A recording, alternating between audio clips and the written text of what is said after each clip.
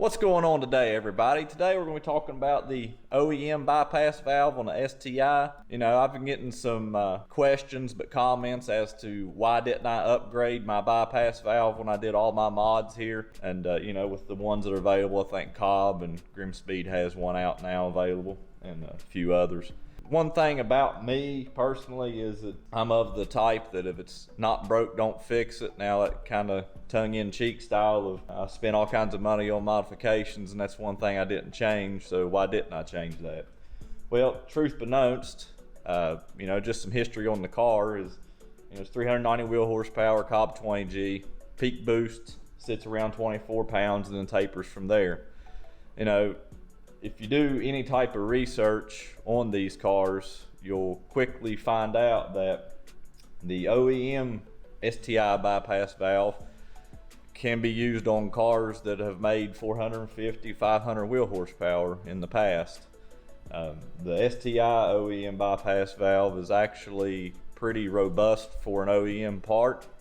It doesn't tend to fail very easily. It's kind of one of those things that you probably don't need to replace it until you have an issue out of it. And really the only issue out of it would be a form of a boost leak. Say you're supposed to be hitting 23 pounds and you hit 21 and a half. Well, you run a boost leak test and find out your factory valve's leaking, then obviously you need a new one. So, you know, in my application, I've never had an issue out of it. They say 24 pounds. The past 18, 19 years I've had these cars, I've never had an issue out of the stock bypass valve, and all of them's been modified save for one.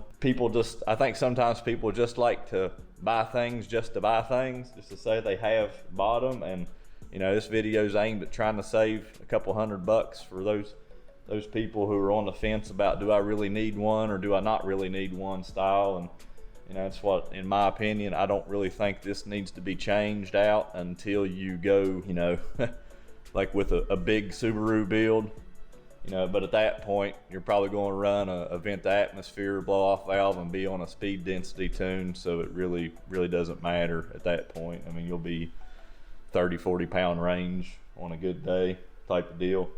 So, but you know, for a normal street driven STI that sees, I don't know, let's just say anything under 26 pounds, I really think the OEM bypass valve will suit you well.